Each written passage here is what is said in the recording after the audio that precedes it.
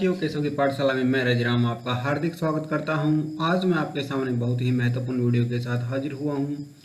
आज का हमारा टॉपिक रहेगा कि राजस्थान की शिक्षा में बढ़ते कदम, RKSMB और A7 में अंतर क्या है, RKSMB के और A7 मूल्यांकन कब और किसके लिए होगा, और RKSMB में प्राप्त सिक्के जो अभी हम लोग ऑनलाइन ट्रेनिंग कर रहे हैं उन सिक्कों का क्या होगा, और साथ में ही बच्चों द्वारा किए गए आंसर शीट OCR का यूज़ हम कैसे करेंगे, इनकी साला दर्पण पर एंट्री करनी है या नहीं करनी है। इस प्रकार संपूर्ण जानकारी आज के वीडियो में हम देखने वाले हैं। वीडियो को अंत तक देखें। यह किसके लिए लॉन्च किया जा रहा है? कक्षा 3 से 8 में पढ़ाने वाले अंग्रेजी, गणित और हिंदी के सभी शिक्षकों के लिए। और इसका उद्देश्य क्या है? इसका उद्देश्य है शिक्षकों के समक्ष राजस्थान के शिक्षा में बढ़ते कदम कार्यक्रम से संबंधित आने वाली शंकाओं का निराकरण करना और उन्हें कार्यक्रम की सफल क्रियान्विति हेतु प्लेटफॉर्म प्रदान करना। इसका आयोजन कब किया जाएगा? शिक्षक वेबिनार मंच सीरीज का आयोजन कब किया जाएगा? यह हर 7 दिन में आयोजित किया जाएगा, गुरुवार शाम 4 से 5 बजे तक, और अगला वेबिनार 8 सितंबर को आयोजित किया जाएगा। RKSMB के आकलन क्या है और किसके लिए है? नवंबर में होने वाला RKSMB के आकलन राज्य स्तर पर शिक्षकों द्वारा बनाए गए दक्षता आधारित प्रश्न पत्र का उपयोग होगा। इसमें गणित, अंग्रेजी और हिंदी विषयों का परीक्षण होगा। कक्षा से नीचे स्तर व कक्षा स्तर दोनों की दक्षताओं पर आधारित प्रश्न पूछे जाएंगे। A7 और RKSMB आकलन में क्या अंतर है? A7 में केवल कक्षा स्तर की दक्षताओं का परीक्षण होगा, परंतु RKSMB के आकलन में कक्षा के नीचे स्तर की दक्षताओं का भी प्रशिक्षण होगा। A7 प्रश्न पत्रक विद्यालय स्तर पर बनेगा, परंतु RKSMB के आकलन पत्रक विभाग द्वारा हर विद्यालय में प्राप्त करवाया जाएगा। RKSMB के आकलन की डाटा प्रविष्टि आप RKSMB के ऐप के द्वारा केवल एक फोटो के माध्यम से जांच व डाटा एंट्री कर पाएंगे। इसमें RKSMB के ऐप की क्या भूमिका रहेगी, अर्थात जो हम लोग शिक्षक साथी RKSMB के ऐप जो यूज़ कर रहे हैं उसकी क्या भूमिका रहने वाली है?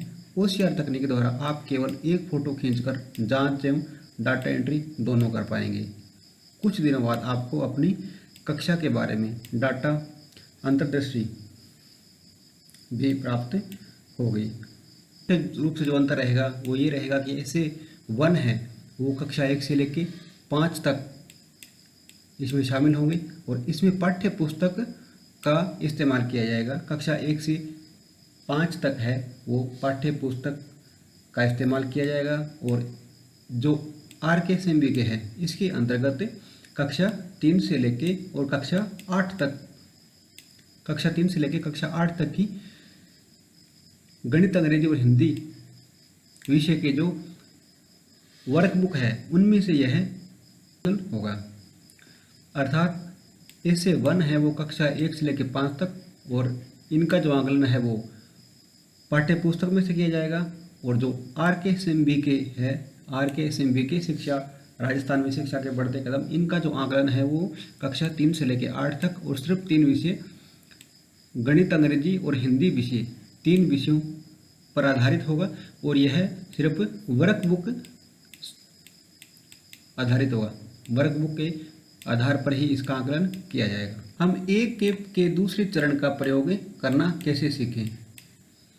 तो आकलन से पहले एक पर अभ्यास चरण संक्रिय होगा। यह अक्टूबर में होगा, 19 अक्टूबर तक। यह आपके ऐप RKSMB के जो ऐप है उसके द्वारा आप में अभ्यास चरण प्रक्रिया शुरू कर दी जाएगी।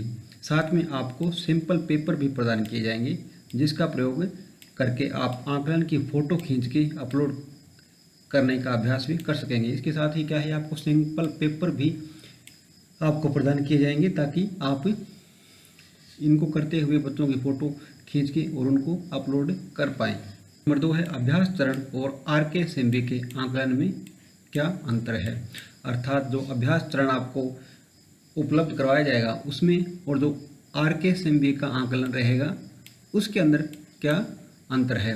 तो नवंबर माह में होने वाले RKSMB के आकलन से पहले होगा अभ्यास चरण। यह अक्टूबर के पूरे महीने चलेगा अभ्यास चरण। इसके द्वारा अभ्यास के द्वारा आप सीख पाएंगे। 19 अक्टूबर तक सभी विद्यालयों को अभ्यास चरण 18 अक्टूबर तक पूरा करने का प्रयास करना होगा। दिवाली की छुट्टी से पूर्व, अर्थात दीपावली की जो छुट्टियां हैं वो 19 अक्टूबर से हो रही है, तो इसलिए जो आकलन है अभ्यास चरण है उसको 18 अक्टूबर तक पूरा कर लिया जाए। इसके द्वारा आप ऐप का सही ढंग से उपयोग करना सीख पाएंगे और उसका अभ्यास कर पाएंगे, जिससे कि आकलन के दिन आपको कोई परेशानी नहीं हो। ये जो अभ्यास चरण रहेगा बिल्कुल ऐसा ही आकलन RKSMB का रहेगा। तो ये अभ्यास इसलिए पहले करवाया जा रहा है ताकि आपको बाद में किसी प्रकार की परेशानी, दुविधा या त्रुटि होने की संभावना नहीं रहे। इसके अतिरिक्त विद्यार्थी भी OMR शीट बहुविकल्पीय उत्तर प्रश्न का प्रयास कर पाएंगे। यह आकलन चरण तक कैसे पहुंचा जाएगा। कुछ ही दिनों में आपको ऐप अपडेट करने का संकेत मिलेगा। जैसे ही आप ऐप अपडेट कर लेंगे अभ्यास चरण शुरू हो जाएगा। अर्थात सबसे पहले आपको ऐप अपडेट करने के बारे में कहा जाएगा। आप जैसे ही ऐप को अपडेट करेंगे आपको अभ्यास चरण शुरू हो जाएगा। तो नवंबर में होने वाली असली आकलन से पहले ऐप स्वयं ही अपडेट हो जाएगा। आपको नोटिफिकेशन के द्वारा यह सूचना प्राप्त हो जाएगी। आगे है कि पिछले चरण में प्राप्त हुए सिक्कों का क्या होगा, अर्थात जो डेली बेसिस पे अध्यापक या शिक्षक साथियों द्वारा जो सिक्के प्राप्त किए जा रहे हैं उन सिक्कों का क्या होगा। तो सिक्के और मेडल के आधार पर ऐप के अगले चरण में आपको शिक्षा विभाग की ओर से सर्टिफिकेट मिलेगा, जिसको आप डाउनलोड करके शेयर भी कर सकते हैं। तो इस प्रकार ये सर्टिफिकेट का परफॉर्मा दिया हुआ है। इस प्रकार जब हम पूरा कर लेंगे तो सभी शिक्षक साथियों को इस प्रकार का एक सर्टिफिकेट मिलेगा, जिसको आप डाउनलोड कर सकते हो और उसको शेयर भी कर सकते हो। इस चरण में कौन सी मेडल हैं। कक्षा पूर्व मेडल एक कक्षा के सभी मैप्ड विषयों में भी विद्यार्थियों की डाटा प्रविष्टि पूरी करने पर प्राप्त होगा। आकलन पूर्व मेडल सभी मैप्ड कक्षा के सभी मैप्ड विषयों के सभी विद्यार्थियों की डाटा प्रविष्टि पूरी करने पर प्राप्त होता है। किसी कक्षा में एक विषय में सभी विद्यार्थियों की डाटा प्रविष्टि पूरी करने पर आप हर बार 100 सिक्के भी कमा सकते हैं। तो इस प्रकार क्या है, इस चरण में ये मेडल कैसे होंगे, कौन से होंगे, ये इसमें दिया हुआ है। चरण के मार्क्स की प्रविष्टि शाला दर्पण पर है। ये प्रश्न दिमाग में उठता है कि अभ्यास प्रश्न जो हमारे द्वारा करवाए जाएंगे क्या उनकी भी प्रविष्टि भी शाला दर्पण पोर्टल पर करनी है। तो इसका आंसर है नहीं। अभ्यास चरण के द्वारा आप ऐप का सही उपयोग करना सीखेंगे। शाला दर्पण पर डाटा एंट्री की कोई आवश्यकता नहीं है, अर्थात शाला दर्पण आपको एंट्री शाला दर्पण पोर्टल पर आपको डाटा की एंट्री नहीं करनी है। यह सिर्फ आपके द्वारा अभ्यास करवाया जा रहा है ताकि आपको त्रुटि की संभावना नहीं रहे, ताकि आप आगे परेशानियों से बचे रहें। OCR का यूज़ क्या है। उत्तर पत्रक में 4 कोनों पर आपको QR कोड दिखाई देंगे। फोटो में लाल गोलों को देखें, इस प्रकार के QR कोड आपको ये दिखाई देंगे। 4 कोनों पे आपको दिए हुए हैं। उत्तर पुस्तिका में आपको ये दिखाई देंगे। उत्तर पत्रक की फ़ोटो खींचने पर इन QR कोड के द्वारा जांच और डाटा एंट्री स्वतः ही हो जाएगी। जैसे ही आप इसकी फ़ोटो लेंगे तो इन QR कोड के द्वारा जांच और डाटा एंट्री अपने आप इसमें हो जाएगा।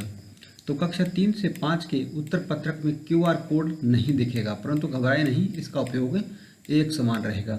ये कक्षा 3 और 5 से हैं और ये कक्षा 6 और 8 का है। जो कक्षा 6 और 8 का रहेगा इसमें आपको एक QR कोड दिखाई देगा, और कक्षा 3 से 5 है इसमें आपको QR कोड यहाँ पे दिखाई नहीं देगा। लेकिन आपको घबराने की ज़रूरत नहीं है, इसका उपयोग भी एक समान ही रहेगा। फोटो खींचते समय किन बातों का ध्यान रखना है। OCR उत्तर पत्रक को फ्लैट सरफेस पे रखें, अर्थात जो धरातल है वो बिल्कुल समतल हो ताकि फ़ोटो साफ आए और पूरी आए। ऊबड़ खाबड़ जगह या ऊपर नीचे जगह पर फोटो उत्तर OCR पत्रक को रखकर फोटो नहीं खींचे। OCR उत्तर पत्रक में ऐसी जगह पर रखें जहां रोशनी पर्याप्त मात्रा में हो, अर्थात उसको पूरा उसका फोटो आ सके। उसकी साफ फोटो आ सके इसलिए रोशनी की पर्याप्त व्यवस्था हो। OCR उत्तर पत्रक के कागजों के ढेर के ऊपर न रखें। OCR उत्तर पत्रक को मोड़े नहीं। OCR कैमरे को OCR उत्तर पत्रक के सामने रखें, झुकाएं नहीं। फोटो में OCR उत्तर पत्रक के चारों कोने दिखाई देने चाहिए। जो आपको बताया था कक्षा 6 से 8 तक में चारों कोनों पे आपकी QR कोड रहेगा, उस QR की फ़ोटो आनी चाहिए। ये जो कोने हैं चारों, इसको आपने फ़ोटो लेते समय इसका ये पूरा आपने ले लेना है। इस कोनों को आपने कट नहीं करना है। सुनिश्चित करें कि क्लिक की गई OCR उत्तर पत्रक की फ़ोटो उसी कक्षा और विषय से संबंधित हो जिसे ऐप से चुना गया हो। भी ध्यान रखनी है कि जब आप OCR की फ़ोटो ले रहे हो तो ये भी ध्यान रखें कि वो कक्षा और विषय सेम हो, जिसको आपने चुनाव किया है वो ही हो, इसमें गलती की संभावना नहीं रहे। क्लिक की गई फ़ोटो धुंधली नहीं होनी चाहिए। जो आपने फ़ोटो ली है उसमें किसी प्रकार का धुंधलापन नहीं होना चाहिए। फ़ोटो क्लियर और साफ होनी चाहिए। SA1 और RK SMB से संबंधित जानकारी थी जो मेरे द्वारा बताई गई। उम्मीद करता हूँ कि आपको वीडियो पसंद आया होगा। अगर आपको वीडियो पसंद आए तो इसको लाइक और शेयर करना ना भूलें। जय हिंद, जय भारत।